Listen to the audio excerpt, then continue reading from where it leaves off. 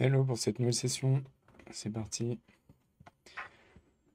Du coup, pour ce midi, je vous ai réservé deux petits articles. Donc le premier, c'est celui-ci. Euh, Quel est son sujet? C'est comment mettre en place une culture autour de la qualité de code de son projet. Et je trouve que tous les points que soulève cet article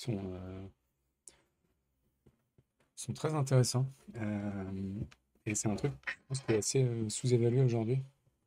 Je pense qu'on devrait beaucoup plus, avant de builder un projet, je pense que mettre en place toutes les guidelines qu'on va voir dans cet article, ça me semble assez important. Du coup, on va attaquer le vif du sujet avec le premier point, qui est d'établir un standard un style pour votre projet. Voilà, pour répondre à ce genre de besoins, notamment sur euh, comment on organise un if, quelle est la taille maximum d'une ligne, voilà, toutes ces code styles. Euh, alors, ce code style, il servira à plusieurs choses dans votre projet. Euh, la première, c'est que tout le monde utilise le même code style.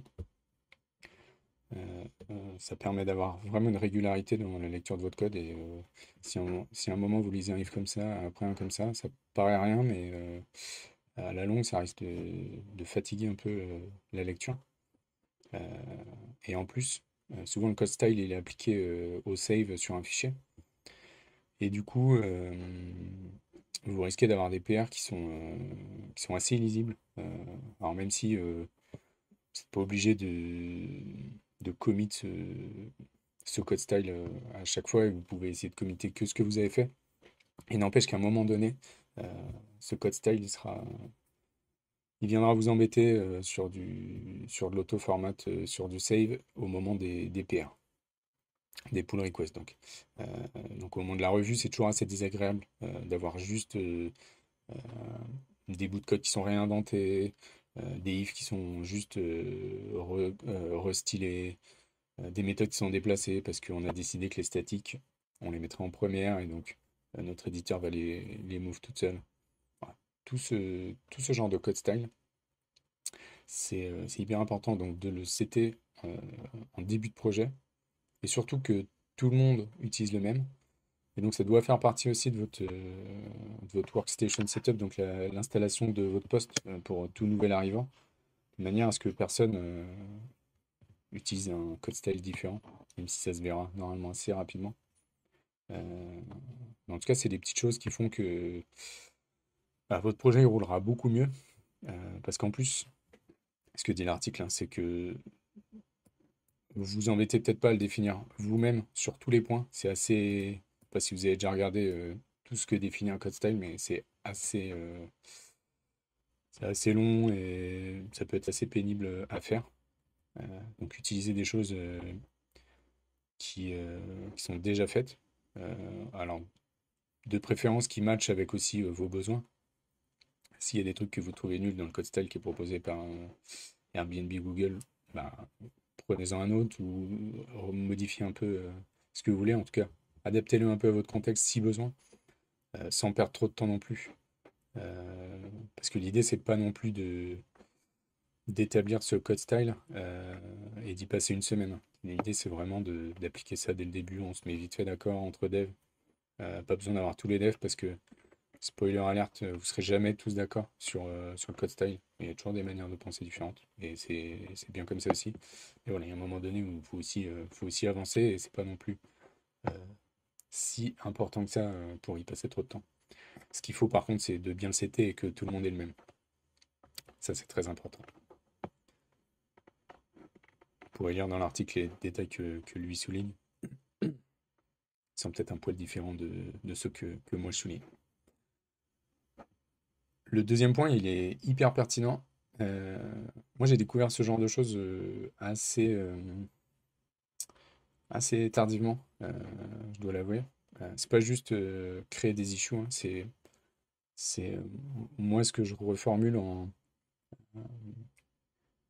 créer des tickets relatifs à votre dette technique. Ça permet, ça permet une chose, déjà de quantifier votre dette technique. Euh, Parce que quand vous êtes avec vos managers et que bah, vous demandez à avoir du budget pour faire ce genre de développement, donc du développement tech. Et si vous dites juste on a de la dette technique à résoudre, ça suffira pas. Je pense que vous en doutez un peu. Du coup, d'avoir des chiffres, d'avoir un backlog de dette technique, d'avoir vraiment des choses claires euh, sur bah, le bénéfice que ça peut avoir, typiquement. Bon, là, l'exemple, je sais pas trop ce que c'est, mais vous pouvez facilement, en tout cas, grâce à cette roadmap et ce backlog, et ben, établir à votre hiérarchie que bah, tel ou tel issue, ce serait quand même bien de l'apprendre parce que ça pourrait un jour impacter la prod de telle manière ou telle manière. Et en tout cas, vous avez vous avez un tracking facile de votre dette technique, puisque tout est au même endroit. Euh, et normalement, vous avez une assez bonne idée de ce qu'il y a derrière chaque issue. En tout cas, ça, c'est dans le principe. Alors là, je connais pas tout à fait l'outil qui est utilisé, hein. C'est pas du Jira, je crois que c'est un outil qu'on a vu précédemment avec de l'IA. Ouais, c'est StepSize là. Je sais pas s'il existe le même genre de choses pour Jira, que personnellement j'utilise dans le monde, chez mon client, donc au milieu professionnel. Mais, euh, mais j'avoue que je rêverais bien d'avoir une création d'issue aussi simple que ça. Parce que personnellement, m'ennuie toujours d'aller sur Jira, de remplir les 1000 champs. Même là, si c'est la même chose, en tout cas, c'est directement intégré dans l'IDE et j'ai l'impression qu'on peut. Ouais, ça cède déjà des choses directement dans le ticket, donc ça peut être hyper bénéfique. Même si les lignes de code peuvent bouger, etc. Ça peut être déjà pas mal. Et en tout cas, l'idée derrière ce point, c'est vraiment d'avoir une roadmap de sa dette technique. Euh, et ça, c'est hyper important pour, euh, pour vraiment pouvoir quantifier, euh, même estimer toute la dette technique qu'on a. Et puis, bah, de pouvoir prioriser, on va le voir en dessous là. Euh, Ça vous permet bah, de prioriser certaines issues où vous pouvez vous dire que bah, clairement, il y en a, c'est plus que de la dette technique, c'est vraiment un gros problème technique qu'on a, donc faut absolument le clean rapidement. Et sans ce backlog technique et sans ce réflexe que vont avoir les développeurs d'enrichir ce backlog de dette technique, euh, bah, vous allez passer à côté de beaucoup de choses. Et ce sera beaucoup plus dur d'avoir euh, du temps à allouer. Alors, après, ça dépend des organisations, mais c'est souvent difficile d'avoir du temps à allouer sur la dette technique. Vous avez ici, deux approches sont présentées. Je vous laisserai me dire, vous, ce que vous avez déjà vu dans le monde professionnel. Donc là, lui, il propose soit qui est 15 ou 20% d'alloué sur un sprint. Donc ça veut dire c'est un sprint, mais admettons, on a compris l'idée, c'est peut-être sur un temps régulier à chaque fois, d'allouer une partie de notre capacité sur de la dette technique, ou de faire un, un temps dédié vraiment pour la dette technique. Euh, alors le deuxième point, moi je prendrais plutôt le premier. Je pense qu'il vaut mieux clean régulièrement de la dette technique que de se fâcher un moment avec. Euh, Ça peut entraîner peut-être pas mal de conflits déjà, parce qu'on peut avoir de la dette technique sur des briques un peu similaires, etc. Donc moi je préfère en faire un peu de temps en temps. Ça permet aussi de ne pas l'oublier, parce que ça, on sait très bien ce que le biais du sprint dédié, c'est que vous arrivez au moment de votre sprint dédié à des techniques. euh, et là, il y a quelqu'un qui va sortir de nulle part et qui va vous dire, bah, ce sprint-là, on peut vraiment pas faire que de la dette technique, il faut absolument qu'on livre telle feature. Et bah, votre sprint de dette technique, il va passer à l'as. Je pense que le bon scénario, c'est plutôt d'en prendre un peu au fil de l'eau, sans jamais oublier d'en prendre. Ça peut être aussi le biais de cette solution. C'est des fois de ne pas prendre de dette technique parce que il y a plein de features à livrer et on n'a pas assez de capa, il y a quelqu'un qui est en vacances ou on est en effectif réduit. Et dans ce cas-là, on n'emmène pas de dette technique. Ça arrive souvent, hein, c'est ce que je disais avant. Euh, Corriger de la dette technique, ça, ça a un certain coût. Et c'est et c'est pas souvent, enfin, c'est pas tout le temps qu'on peut justifier un retour sur investissement. Alors, je sais que le retour sur investissement, c'est un gros mot pour les développeurs, mais malheureusement, c'est ce qui drive souvent les produits sur lesquels on travaille. Et du coup, c'est toujours dur d'avoir un arbitrage en notre faveur pour corriger de la dette technique à cause de ce phénomène. Euh, donc, le plus on est capable de montrer qu'on a de la dette technique, qu'elle est importante et qu'il faut la corriger parce que en fait, la dette technique, au final, euh, quand on en a trop, au bout d'un moment, on est plus lent à faire tout un tas de tâches. Ça, c'est des choses qui se voient pas souvent au niveau du management. Et c'est ce qu'il faut réussir à démontrer. C'est pour ça que je disais au-dessus. Vraiment, le truc phare pour moi, c'est vraiment d'avoir un backlog de dette technique. Ça, c'est hyper important. Ça vous permet vraiment de tout tracer. C'est pas toujours facile.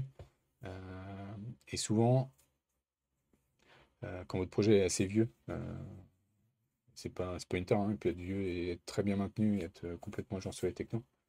Mais si vous n'avez pas eu ce réflexe très tôt, euh, vous vous retrouvez soit sans backlog de dette technique, soit avec un début de quelque chose qui ressemble à un backlog de dette technique, mais c'est pas tout à fait appelé comme ça. Et du coup, on peut pas puiser dedans comme le serait un backlog de dette technique, on peut pas s'appuyer dessus comme ça, comme tel. Euh, donc, à mettre en place une fois que c'est lancé, c'est pas simple, mais je vous encourage vraiment à faire parce que ça porte ses fruits. Alors ça, on en a déjà pas mal parlé de la revue de code. Donc là, ils insistent sur cette partie, et c'est ce que je vous ai dit d'ailleurs quand on parlait de la revue de code. Pour moi, c'est vraiment un must-have. Vous ne pouvez pas vous permettre de ne pas avoir de code revue, même si vous êtes en début de projet, même si c'est le rush. Pour moi, il n'y a rien qui tient sur le fait de bypasser de la revue de code. Hormis si vraiment vous êtes en train de mettre en prod, que vous avez un patch à faire partir. Et encore, franchement, même là, soit vous faites en pair, euh, et du coup, vous pouvez un peu bypasser la code revue parce que vous avez été deux à le faire. Mais, euh, mais ça doit absolument euh, faire partie de vos process.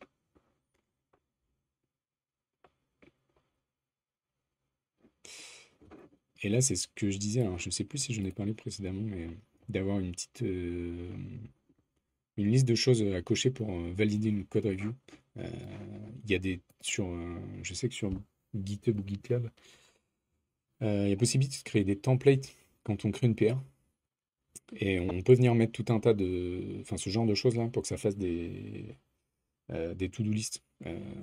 Alors, dans la vraie vie, je trouve que ça marche pas tout le temps, parce que souvent on insère des choses là-dedans euh, qui des fois ne se prêtent pas au code qu'on va shipper.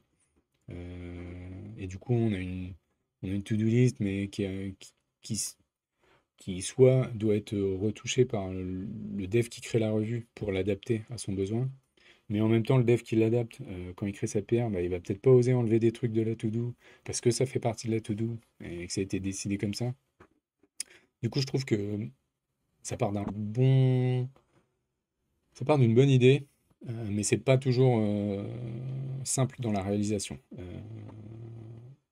Malgré tout, je conseillerais de le faire parce que ça vous permet déjà, même si les gens respectent pas la to-do et cochent pas les trucs, visuellement ils tombent dessus à chaque fois qu'ils vont sur une PR. Et donc ils savent ce qu'on attend d'eux quand ils font une revue de code. Donc ça c'est déjà très important.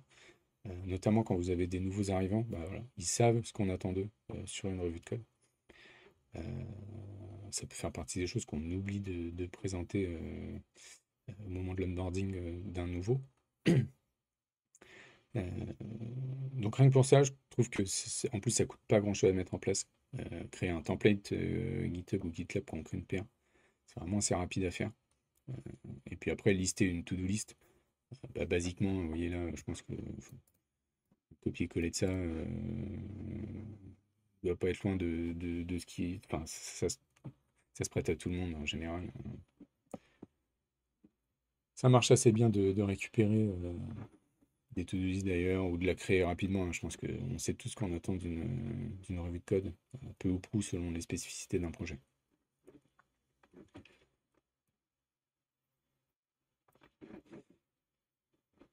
Donc là, il présente deux, trois tools. Effectivement, Glassline du Prêteur. Yuski, je l'ai déjà utilisé en plus, mais je sais plus si c'est pour, c'est pour envoyer des hooks de pré-commit ou des choses comme ça, non? Ouais, je me rappelle plus bien. Je crois que ça fait pas mal de choses, mais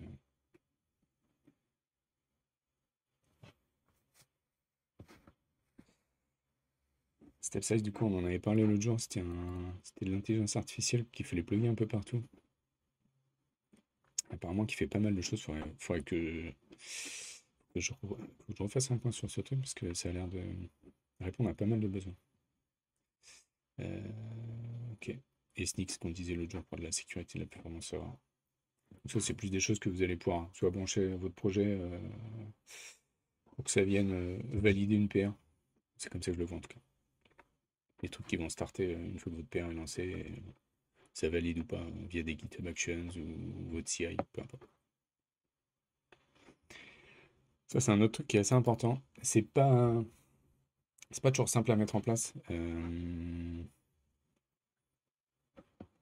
Typiquement, l'outil que j'ai en tête là, c'est Sonar, mais Sonar, je trouve que ça a assez mal vieilli. Je vous laisserai me dire en commentaire si vous utilisez Sonar et si vous arrivez vraiment à- à l'utiliser au fil du projet et à suivre ce qu'il dit. Euh, et je me suis pas trop penché sur ce qu'il y avait d'autre aujourd'hui comme tools hormis Sonar pour répondre à ce genre de choses. Euh, mais c'est vrai que en démarrant un projet, si on peut mettre ce genre de choses en place, ça restera hyper bénéfique bah, pour votre projet. Parce que même si vous n'y allez pas tous les 4 matins pour voir comment évolue la complexité ou tout ce que peut remonter Sonar, euh, ça vous permettra néanmoins euh, d'avoir de l'historique, puisque Sonar historise pas mal de choses quand même. Et donc ça vous permettra d'avoir un suivi, même si vous y allez une fois tous les 1 mois, 2 mois, 3 mois, et bah, de voir comment ça avance et vous pourrez euh, très facilement lever des alertes, puisque vous serez basé sur des données assez claires et en plus Sonar propose des reports, non seulement propose des reports assez sympas pour lever des flags, pour lever des alertes, mais en plus il va assez le bas dans le code pour vous montrer euh, où ça ne va pas et ce que vous faites mal. Donc honnêtement, si vous pouvez mettre, et ça je conseille de le mettre dès le démarrage du projet parce que euh, quand on démarre un projet, on a souvent une petite enveloppe au début pour démarrer la stack technique et ça fait vraiment partie des choses à intégrer dans une stack technique euh, pour le bien du projet. Même si c'est quelque chose que vous n'utilisez pas à fond dès le début, vous savez que vous l'avez, vous savez que ça tourne et que si jamais vous avez besoin un jour ou qu'on vous demande un peu où on en est sur la code base de votre applicatif, bah, vous saurez répondre à la question parce que vous avez ce genre de tools. Alors ensuite, on nous parle de peer mentoring. Euh, Ça, je suis assez OK là-dessus. Alors, je sais pas si ça parle spécialement dans l'onboarding ou non, c'est de manière globale d'avoir un mentor. Ça, je suis assez pour. Alors, après, il y a différentes manières de l'amener, selon moi. Euh, il y a un mentor qu'on va vous désigner, ça peut être sous différentes formes. Donc, la première forme, ça peut être, bah, vous arrivez sur le projet, on vous dit, bah, tiens, lui, ce sera ton mentor. Si tu as des questions, si tu as quoi que ce soit, tu vois avec lui. Et ce mentor va vous permettre d'avoir un onboarding plus simple sur le projet et vous pourrez monter en compétence beaucoup plus rapidement grâce à ce mentor. En plus, souvent, c'est des gens qui ont beaucoup d'expérience. Euh, donc, en général, ils auront la réponse à vos questions et ils pourront aller assez profond dans l'explication. Euh, Si jamais vous avez besoin d'aller très loin dans l'explication, ils sont capables de le faire. Donc, pour toutes ces raisons, je trouve ça pas mal d'avoir des mentors. Après, c'est pas toujours simple. Parce que ça peut prendre beaucoup de temps, notamment sur des petits projets où il n'y en a pas beaucoup qui peuvent être mentors et vous avez plusieurs arrivées simultanées. Bah, vous allez vous retrouver à avoir un mentor pour un, deux, trois devs et il va passer ses journées à faire ça. C'est pas... Même s'il y a pas mal de gens qui aiment bien mentorer, partager la connaissance qu'ils ont appris sur un projet, malgré tout, je pense que c'est des gens qui sont aussi là pour faire du développement et donc ils feront moins de devs. Donc ils seront peut-être moins heureux au quotidien de venir bosser, mais je pense que ça doit quand même être mis en place. Donc je vous expliquais, il y avait une manière, c'était de désigner un mentor. Et après, ça peut aussi se faire juste via des code reviews, où bah, vous allez peut-être désigner quelqu'un pendant un certain temps qui fera les code reviews de quelqu'un qui vient d'arriver, par exemple. Euh, et je pense que plus que de la code review, il fera aussi un peu de pair programming. Euh, Peut-être juste avant de push et d'envoyer ça en code review, ou alors après, voilà, ils regardent ensemble et ils expliquent un peu le code. Mais pour moi, c'est deux pratiques. Le code review, j'ai déjà dit que je trouvais que ça devait être un must-have sur un projet. Le pair programming, je trouve qu'aujourd'hui, c'est clairement sous-coté. Euh, J'en ai pas mal fait sur un ancien projet. Enfin, c'était même plutôt on faisait du mob programming. On n'hésitait pas à demander aussi. Donc on faisait du mob programming sur tout le projet. C'était un gros projet, on était beaucoup de devs. Et au sein de nos équipes, on n'hésitait pas non plus à demander pour faire du pair programming de temps en temps. La différence entre pair et mob. Mob, vous êtes plusieurs devs, donc plus que deux. Pair programming, vous serez vraiment avec quelqu'un en particulier. Euh, Après le pair programming et le mob programming, euh, tous les devs sont pas toujours OK pour faire du pair programming. C'est quelque chose qui demande un certain état d'esprit pour moi. Faut accepter bah, de coder devant quelqu'un. Ça, c'est pas toujours simple parce qu'on a toujours l'habitude d'être à coder tout seul derrière son écran. Donc coder avec quelqu'un, c'est pas toujours évident. Après, il y a certains principes de pair programming, et notamment en mob, parce qu'en mob, c'est encore plus impressionnant quand vous êtes avec 8 ou 9 personnes. Euh, mais après, il y a des choses où celui qui écrit, c'est pas lui qui réfléchit, et donc il écrit juste ce que les devs qui sont dans la salle le disent. Donc il y a moins cette pression. Et en pair programming, je pense que c'est un peu plus, il y a un peu plus cette peur en tout cas. Euh, et tout ça pour dire que voilà, le pair programming, ça peut être hyper important pour transmettre du savoir. Et là, pareil, c'est pas toujours simple pour le junior de récupérer ce savoir. Euh, j'ai l'impression que j'ai tendance à voir des fois des devs qui font du pair programming, mais en fait, euh, bah, ils passent un peu en mode vu qu'il y a un senior et un junior, le junior il peut avoir tendance à ok, bah, je vais regarder ce qu'il fait, et puis voilà, je vais pas poser de questions. Ça pour moi, ça fait partie des erreurs de pair à pas faire. Je vais comprendre la moitié des choses qu'il fait, ça va pas être clair sur où on essaie d'aller en faisant ce pair. Ce genre de choses où, au contraire, en pair, quand on est junior, il faut vraiment pas hésiter à poser des questions. Peut-être même que la bonne pratique, c'est de laisser le junior écrire et que la personne senior soit là pour un peu lui indiquer ce qu'il faut faire. Ça permet de garder le junior bien ancré dans le code. Ok, et puis après, bon, c'est un petit sum-up de ce qu'il y a. Je vous laisserai regarder l'article en détail, mais je le trouvais vraiment sympa. Allez, on passe à l'autre article.